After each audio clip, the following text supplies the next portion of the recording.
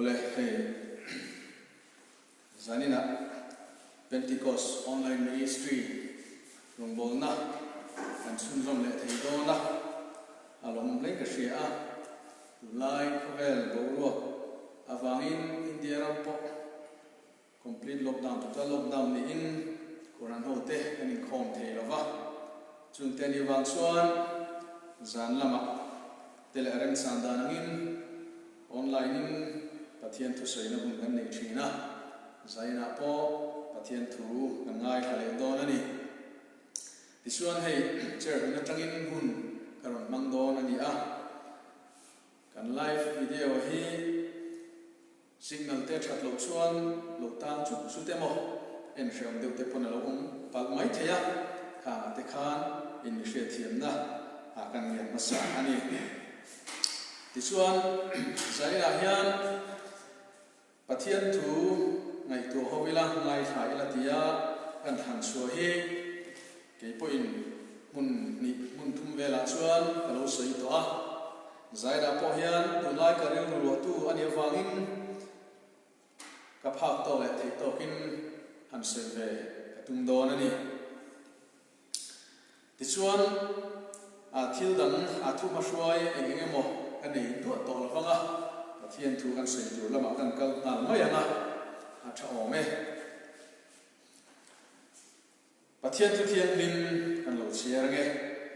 zol nei amasa le khabu bungriat chan som pakhat atanga chan som le pali zo hian ka chiar nga chan chin tha zo na sia bung sari chan som thum le pasari chan som thum le pariat kan chiar le don ani pathian thu thiang lim ilongai tha u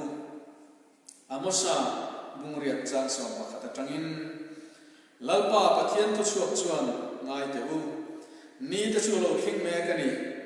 chu nia te chuan rama chuan tram ka ti ranga so tram na ni lovin tui tram na ni hek lovin lalpa thu hiat na tram na zok chu ten tui fin riat ta tangin tui fin riat ta le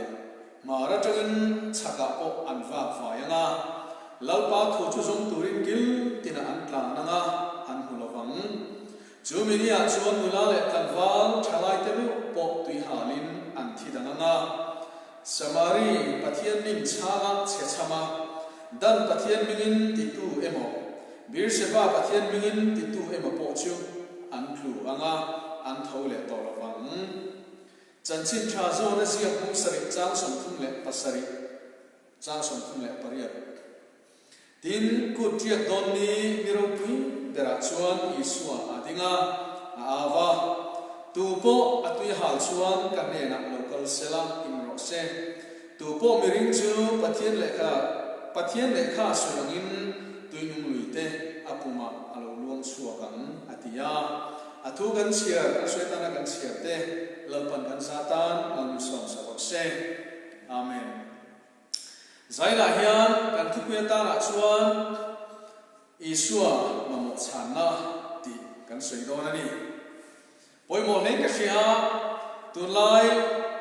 kan khovel boru umda kan ria hen zong ni chu ron soi ka tum to lawa karom bol puiten ka unau ten un masalama lo soi cheu to wangin zaina chuan lali suwa hi kan tan tunlai khovel ta na ring tu te ta na su patin mi maltin ramina amamo ani sia kan phak to kin soi kan tum don ani nichina kan chiar zol ne amosa le khabu buriat thu kan chiar kha lali suwa pian ma kum sa sari vel aziak to kha ania chu zol ne amosa hi la lo chiang em maya lalpa pathian thu chuak chuan ngai tu ni te chu lo kheng me ka ni chumnia te chu rama chun tram ka ti ranga chu tram ni lovin tui tram ni hem lovin lalpa thu hiat na tram na sok chu ti ina lo sui lo ka ni tu lai ma zoram din hun kan ria ti sa le kharawa kan tram ni ti hi alang chiang em maya zoram du le ba po a thei chun pathian kan nai saka kan zonga kan dak vel ania chu tiang chuan a chu patin mi maltin hetianga mani chung kur thwa kan tom im lai po hian kan phak to le kan thei to thwin a hon crusade te po tiang hian then chuan lo zo ma social media sang sanga nu tu auma kan nu ani cho tiang chuan in chung pura pathian phangna an lam te an thu soi te a khat yang an thil ti che sang kha an pho lang an ta lo na se em mai ni chu tiang chu kan ram tung le phang din hun ania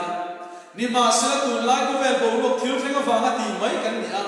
hun re a dai dom lo ani ro hi chuan a koi le do hian ke sia ani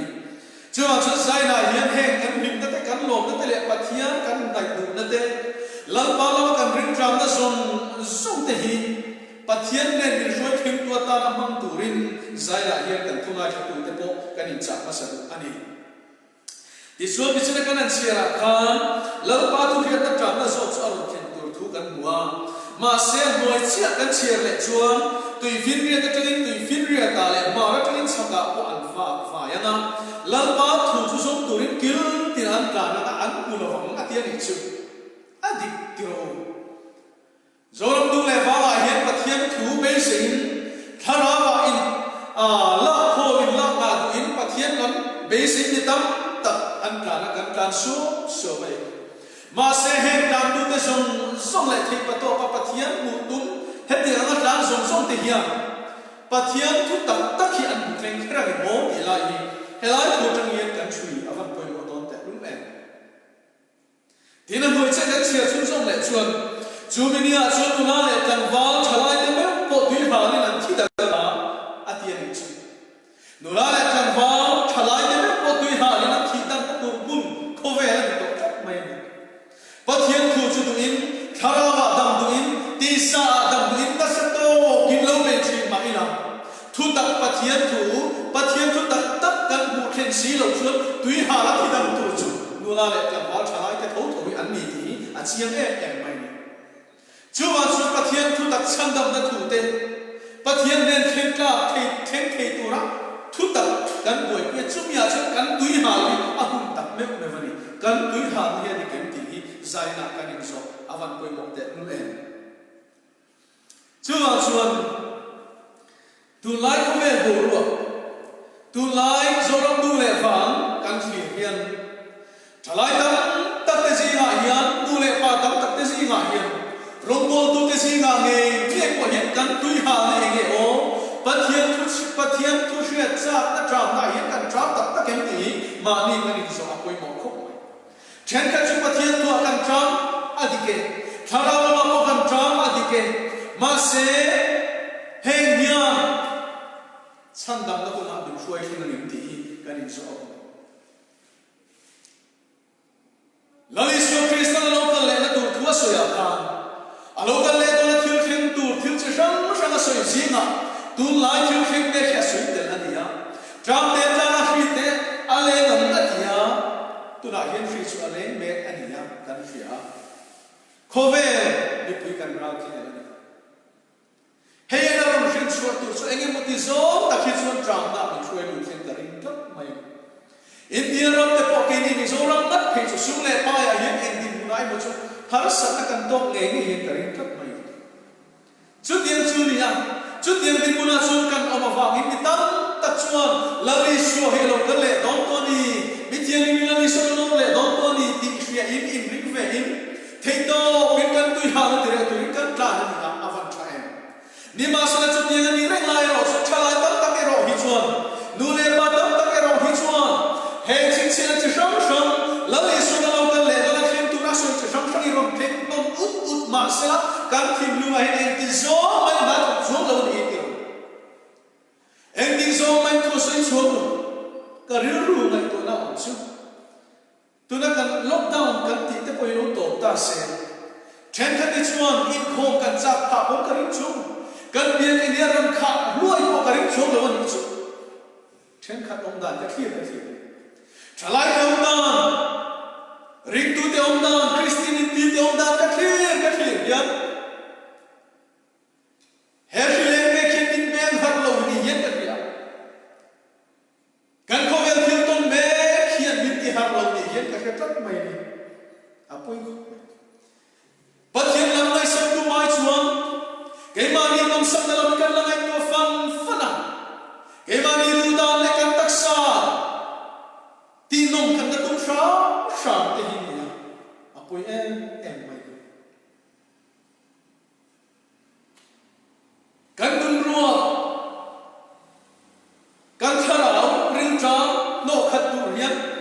công địch lâu hi dấu rong bị bùi thể hiện căn dấu nó sân trên các chân sung lệ bài hi căn mà mọi em một căn tiền sung lệ bài hi căn sung có mọi em một căn tiền mà sẽ chụp bạc hạt về máy chứ chú ngài căn mà một chân là lý xua ni đi căn sung khéo palo re thì phải bồi tệ bây giờ là bài hiền là lý xua ai xua bát hiền rồi căn tâm là lý xua bát hiền này là vì thiên ta hi bát hiền là căn này tâm tu cả là lý xua là cái này là vì thiên ta hi bát hiền là căn này tâm tu cả apoi em mai chú mang trong sai ra hiền em hi nghe căn bát hiền tu nia em hi nghe căn mình ruột nó khác tu ta là căn mana căn tram na căn tui ha na tire tu hiền em nghe căn ban tu ti sai na hiền ngay cho tu ten căn ruột cái mạng ni chấp căn lâu rồi mà coi mỗi em các suy ta khăn ví dụ là mà bị tan tất căn thà là xuống lẹ phái ngày cuối căn thà là thì nó vào cho nó bị căn thà số hậu sai hậu sắp lên xe lên đùa xuống lẹ phái căn tập ruồi mày đi chú tiên một kinh tu lẹ phái tập quay nan pha te căn pha te thiên te tu lẹ ta an pha tem tong di kan zo na he kho ve la enge motak an ni thine tu ta la ti in an ei le ba zo na tu kong te kan dap saka an sin na tu kong kan dap saka kan thiam to le kan pha to kin shom tak chung ko in sum le pai kan lai to fan ma se an tharo lam nun tui ha na ti re tu re ro chuan kong kan dap pui le thin chong si lo te fan pui em hey chatuang shem mun min shoi thin tu ni do chú mà chúng sai lại hiền căn tùy hàng cái tire tu hi này căn đập tu ni sum hi achai căn này tu tu mà sẽ sum hiền in lê lo lấy thế ni mai thế à motor lấy thế ni mai thế mà sẽ sum hiền mo chung qua lấy thế mai lo thì ta có căn chuyện achai lim na cái sum lệ pai hi na lấy thế sum lệ pai online căn hình chuan ông lẩu về lệ cần lung ngài cần lim lẩu ngài lên rampo na zin cần tu sum lệ pai mangin visa te passport te cần boi kuya foreigner te cần zin thế mai thi mà sẽ sum lệ pai hiền van ram khi cần lu do lo cần lấy thế sang dam na thu cần lấy thế chuông lo chút tiền chút chú mà chúng sum cần thu bui ber tu ni lo fa lali suat sau hi kan thu bui ber tu ni ti hi zaina kan khiat thar avan poi mo te nu le sum kan lai ko na wa nga ring tu thatak tak pathian ni tharau rin ya kan khiat te po sum lai ko na wa nga bia ki khem pha to lo pathian ni te le ko shan ho te ma in lam nam to lo rong bo tu pa in sa ki on o chen ka chu kan len ngang lan nam tho chu ni sia amak tiro chu ma chun sai na hian sum hi setana thil thu pakhatani hi shwe in sum a hian lo li su krista i ngai poi mo sum hi kan tui ha ni su se lo li su krista kan tui ha na kan ruwa no khat tu ta na lo li su krista kan som fo avan poi mo te nu le dun lai ko vel thil theng ve a thil theng ava khovel to tak shom to tak a thil theng chang chang ava kan lo chao kan lo mei dong ani po in kan dun siam that kan lo du ni po na thai pathian ki kan lo klom deuh ani po in chatuan theng tlak lo hi ni lo klom no ti te kan sei rei lo te ta na so khilen chunga ta na so ani so na fu lo in do hu chunga ta na so ani so na fu lo sheo hu chunga ta na so ani so na fu lo chuang kan lim na te kan lo na te tharau na min po na bo ro sum sum te hi kan hlau ni ya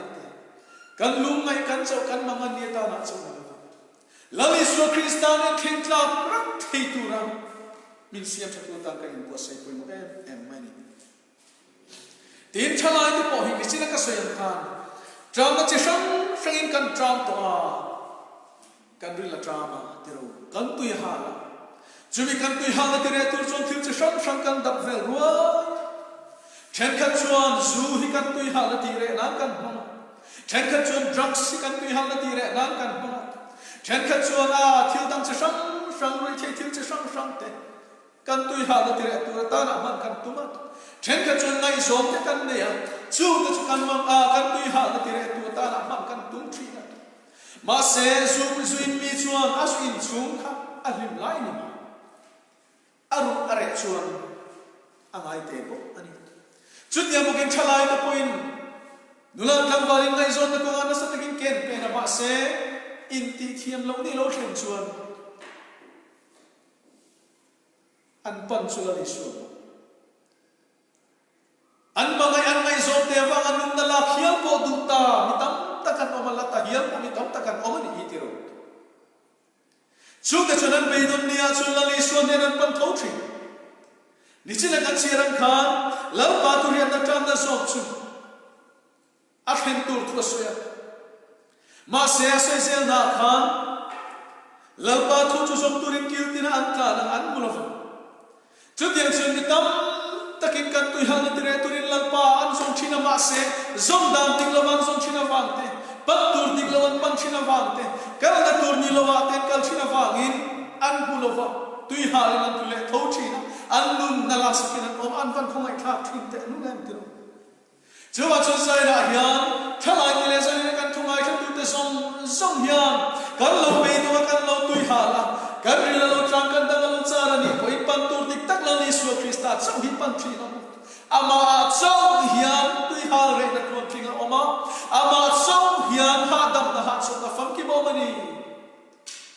engting ne chan chin traumatize ya kan mu ka bu so ka cha su ni pe da kan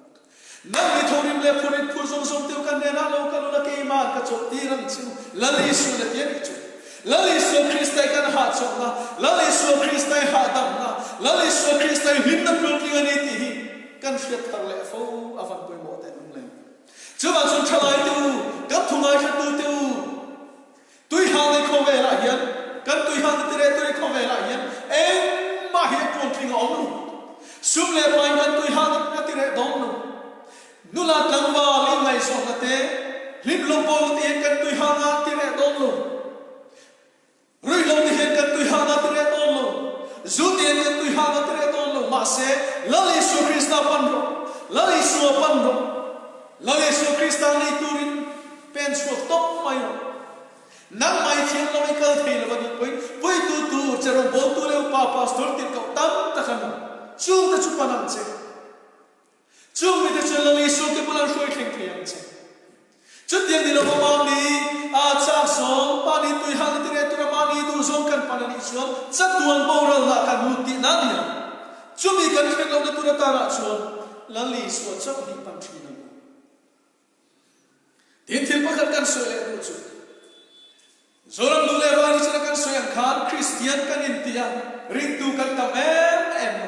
Christian ram kan intia tharami kan intia kan raw lep khop mai raw ko hitiru ange mozom tak chuna thaviyo ma se tharami kan ni dan ti kan nai to chila kan poi mote lulem ek tin e tin ko ponan soi kha galatia bunga kha chang so tharam amro Inti tharau ro tilova, inti raro po tilo, tharau omro atian ichu. Ege onsia, tharau chunye. Jansi chazone se puli chang sumni palia patia chu tharau ania, achi bai buk tu ten tharau le ti tak setin, chi bayan buk tu rani atian. Tharau chu patian chu tharau ania. Tin ko bola na soi tu chui hi ni, patian tu dani no mang chu. Pathian tu dan in kal thi nang chewati na ni chu zoram tu le ba tharau ni ring tu in ti te song ni kan tharau ni dani lal pa along nge mo pathian tu dan in kan tak tak ke ende kan pathian tu asoi kha tharau ni tak lo ke na chuan thu tak so a shoi lu tam chewati ni tro thu tak khoi lu thei lo tharau ni ti kan tam lu ka thu tak khen phak lo in ti rau ni zo ra kan tam lu ka a phu vo ka kan ra wa re kan dai lo ka ti ro ka fan poi te lu ne chu wa chu sai na ya thara wa pathian tu da ni om tom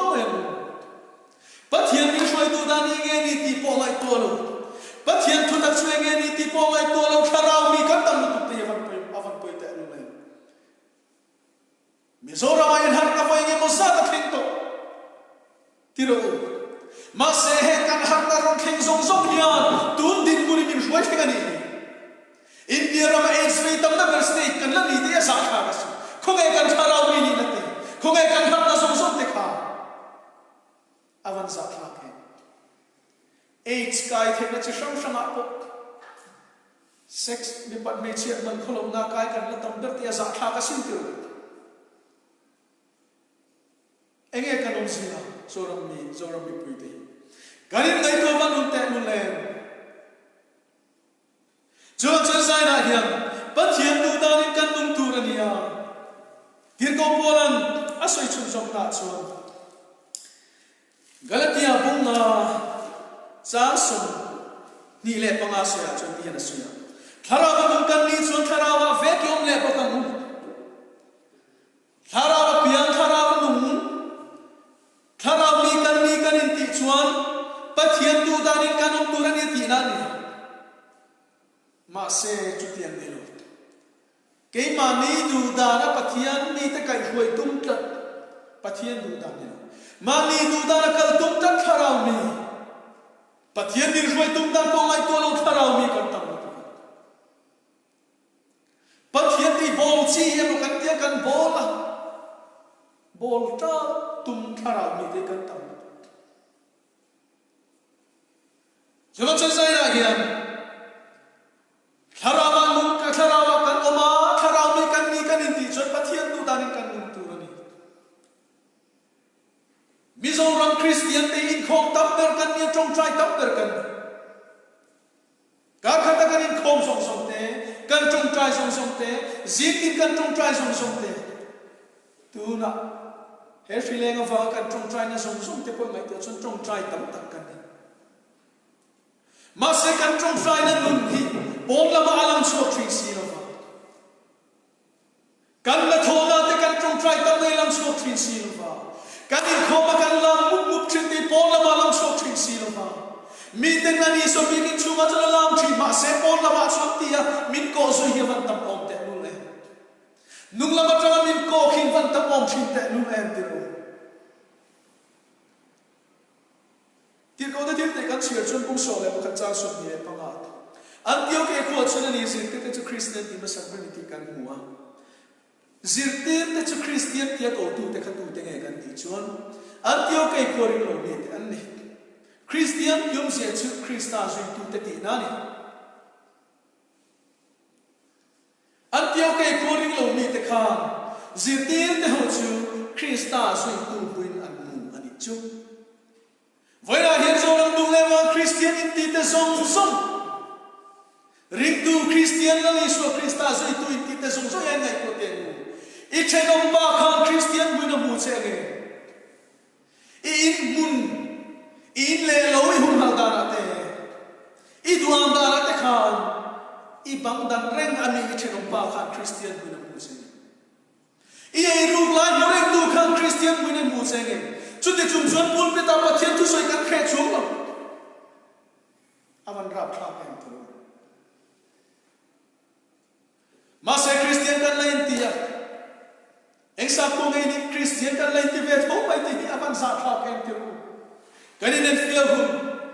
zoram ring tu Christian in ti te tharau min ti te po hi kan in feel hun em kan tharau da kan ril tram da ti kan in feel hun te hun em kan tui hala kan tharau na tui hala chu tui hala tire tur chuan ke mani du dan lovin labba du dan sokin pathian thu ta kan inti hara pathian thu ta kan pian thar hi avan poi mo te lun em te chu mi pian thar khe pa chung si lo pathian thu ta po pa chung si lo bible po ke ngai lo an lo ke ni po mani du dan kai lek tum cha tharau mi mi zo ra kan tam tu avan poi te lu ngai chu an chen sai na hian kan tharau na tui ha da song song te poi pathian du dan lo ni sa pathian thu mga kan do kha pathian thu mga kan tui ha la tire tu ra kan pe zo ki apoi mo em ani ti zo ram ring tu te hian kan fia thar le apoi mo khop mai chen kan tia ma se khovel chen in an chen lo nia zule sa sumun samuna chen mani tu dan ta sumle pai ma em mani tu dan ta lo mi khovel an chen ni mo in tia ma se an chen lo khovel chen tu din tak te chu mi piam thar lali su krista tu dan om lamban akai shwai dan ang om te khovel chen tu dik tak ten eng vang mi piam thar dik tak chuan he khovel a shomem em hun bang ma se lungai na sumin lo bura lo chi min lo hual vel tri ma se la thi na lim ko ro ma se eng ting e sam sing tu na soi kha min ven tu chu la pa chu min ven tu nia ta ka cham lo vang atia soi se thi na lim ko ro zo vel thin chalo re ka ha lo vang atia ni kha chu mi piam thar te om da ania chu mi te chu ko vela hiam shop tak chu point la le so krista mi nga wa zo kin hunan bang thin zo palo ni kha tiro chu mi te chu no ko vel chen zo mi den dokin he thin ma se mi den ni no an ni lo nang puin an chu chang thu lo so thin ma se pathirin en ki ma shia lampan kadun zong so ma shia ti an ti ya lim takinan nunan mang ba lo lungai rin ka buakin shom thin ma se lim takin lalpan na fa the kalom se na lalpa chuan ka chang na pathina chuan kalom cheu do na ni an la ti thei fo so ani chu mi te chu khovel chen tu ni don lom ni te an sum tia an lam mai ke zinga thina polo kling thin ma se la thi lui ka ma sai ni ning ka fakam ti in lim takin honan lamang thei thin chu mi te chu khovel chen tu te ni rui thei thila khovel chen tu te an chen ngai lo a reu jen ku to fo thin ani ti fri zai na hian kan ma mo chan na tu kan nun ruam bo kha na tu chu la li su krista ni ti fri la li su krista ni tu hian zai na hian zo ram du le ram kan thu le ram ai tu te zo zoi kan bo se apri ma em atop nan kan soi du chu Solomon a chan chan atang ti hian kan soi ma Solomon a hi Bible a chun mi ho sabar kan ti te zinga potel hian o me ani khat in ot po bong som thum ania de ramsa ania ramsa chitin re chung ni khat ei ni chu tuna phei chuan ei covid 19 he khileng awang hian ei le bar chung sa ti hian a kan boi tan deu ti chu ni me thin khat chu heti ani lai Solomon a chuan khat ei po bong som thum de ramsa chitin re tolai le tu po mi sing lian ya ram dang mi na thok tu po noi khat le sing di ania chu tiang mi chu ni mi pasai mi me che sai mi ania adu hun a sai tir mai ni mo adu hun a sai tir ke ni chuan ke set kan le kan pe chaman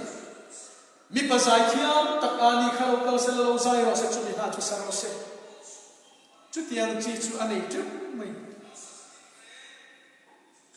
chu tiang ko ho sa Solomon a chunia ma se tu hil tu kan chir ma te phe kin de tho khan azia chu enge ni eng ma lo mai lo ni ti hina zia chu mai ni chu a ho sam na te a sum le pai ma na som te kha a thil chi sam a du a ni som te po kha eng ma lo mai ni ti nu pui po me te ne sang khata ne ni khatu nai to ma ti sang khat lai nei chu aturu ve thok ta ni ti riat mai ma se chu tiang chuan eng ma lo mai lo ni ho sa tiang ma lo mai lo ni a sum le kai ko pe la pa te lo chu eng ma lo mai lo ni a atian ni chu lam pa ni ma sun khang song khan atan eng ma om siom lo tuk tin pa pakhat luk koi na ho sa khat chen om ma khat chen om lo ni ti kan riat chu tiang chu Solomon ania chu Solomon po chuan eng ma lo mai lo ni ti in au so na khang song te po kha soi ni si chuan ke ni sum le pai thua po eng te wal lo nu pui po la bu so lo fe nge mo sa kanong mai the chút tiếng kan nom lai chuan kho ve la hian rim takin hun man kan la tum ve a kan tu ta ni kho ve li chen kan la tum ve a ti ro kho ve la hian kan nom ti ta ni kho sak kan la tum ve a avan poi te nu lem chu di so Solomon so na thil bu su chu nge ni kan ti chuan thu hil tu bung som le ni cha som ka ma chuan ti hian a soi ta ani chu he thu song khai khom le ngai kha te a pathian tri la athu pek te vong ro pathian tri la thu pe athu pek te vong ro hei hi bi hring song ti tur chuani mai atiani chu avan tha em tu pathian ina sim mi hring te hian kan ti tur che ge ni pathian tri a athu pek vong hi pathian tri engom zia tu fing zia chuan lalpa ti chu sur hu tani ati sual kan buanga lalpa du darin kan mama athu pe kan vonga kan nun hi chu tiang zok chon kan kal tui tu re chu tui hal na dik ania chu mi kan tui hal na tak chu pathian tu tak bang chon kan ti khat zok tur alo nia ma se chu tiang ni lo kai ma ni du ta ne kai ma ni thati da kan tui hal na ti re tu ra kan kal ve la ni chon thalai te lo po tui hal na tu ma tiang kha ato pa chon thi na kan tok don ato pa chon lu ngai na kan tok don ani ti fein zaina hilali su krista hi episode ram chung kwa khutlan ko ran abi mal di hilali su krista kan ma mu ani ti kan phet thar la poi mu ko mai pathian tu kan selu nun zok ta khan chan chin tra so na sia ta khan ti hian kan hu tin ku tiak dom ni ro pui bra cho ni su adinga aw tu po atui hal chon kan ne na local sele in rose tu po atui hal chon kan ne na local sele in rose atiani chu zaina ilali su krista pan tu te hian lali su krista songa lali su krista ni tum tu te hi lali su na gar ngai lo lali su hian akal san ngai lo ni te hi zaina kan pe tar le fan poi wa em chuan chal pa pan mai ro lali su pan mai ro lali su krista hi ko mai ta che zaina hian ko mai am che chu kan tu ha na ti re na tu na ni chu tu po mi ring chu pathian le ka thu so yang in tu nung lui te po ma lo thong alu lo chu ka ti chuwa chuane ko ve ra hian kan chen ko ve ta na mal so na kan ni the na tur te kan chen pui kan chung ko te ta na mal so na kan ni the na tur chu lali su krista kan na lo khen cho hian ni chu lali su krista te lo chu ning ma kan ni si lo chan chen cha zo na se kan sia chun bu som le pa kan sia chun lali su krista grab three ta grab ta kan ni thu ai te kin thu kan hu ke ni peng te kan ni thu kan hu jo chalali su krista hi kan zom tlat lo chuan ke ni peng hi nakina chuan sa kha ka me puya pai tur mai kan ni awangin lali su krista tik lai po zom thi tur ke ma ni kan in po se fan bi mo te nu len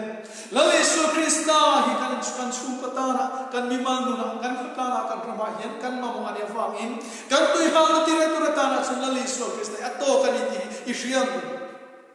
chutiang nei lo kan lo ni chuan lali su krista nei tu ra kan nun kan bo se lam pa lam kan hoi hi zaina hu to tak zet ani ti kan khiat thar la poi mo em Timothea kan sia chuan ti ko polan ring na fa Timothea ne na chuan thoni na bung thum thua khan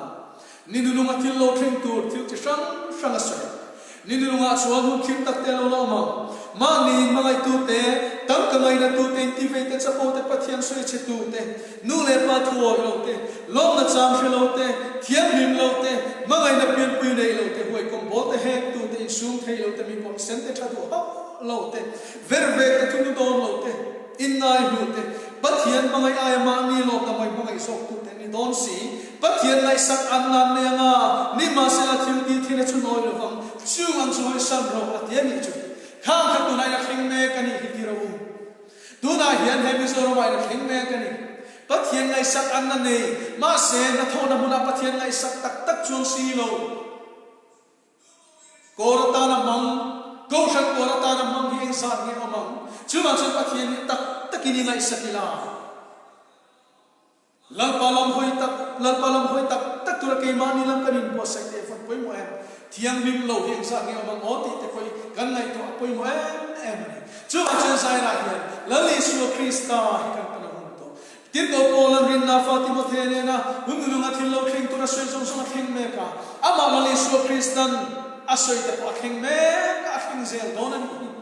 chú mà chuan hengam song song hial khin lai hian ke ni chuan tui hal na dik tak pathian thua lali su Krista I tui halina chu mi kan tui hal ko khat tur chun lali su Krista cho hi omani kan ba mo san chu lali su Krista hi ni ti filin ektik lai pui lali su Krista kai thei tur le lali su Krista kan tuna thin fo thin turata zane kan thu sei zong te lau kan satan mang ni som sa ro se amen kan lo trong trai nge hallelujah lalpa chung nung ber kan pathian min mangai tu khongai na le sa ngai na kan pathian ni ya zaina lalpa emulation in lalpa Pentecost online ministry te posin lalpa thu le ha te lalpa he zoram dung le wa te lalpa he khovela te poniang chutianga lalpa in kon te lo ni song te poina kan thu le ram nai kha te turata la tin zania kan pha pe no bola kan nei ta zania lalpa I thu kan soya lalpa kan pon chok ta ani kha nang cho hi lalpa ma mo sa na dik ini ya khovela hian himna le lalpa lom na dang om lova he khovela lalpa himna le lom na kan zong te hi lalpa re lo te dai chok ani ni ma se lalpa nang chu himna thon kim nei tu ha cho na fam kim nei tu in ya wangim chu ha cho na fam kim nei tu lali Yesu Krista chu lalpa kan pan fu thine turata la che zaina kan thu te khoi takin nang man man som sa kan che engkim kan ti hero kun turata la kan la ne chu min chan lam tu kan pathian nei chu Nazareth Yesu Krista min thian min in era kan di la che amen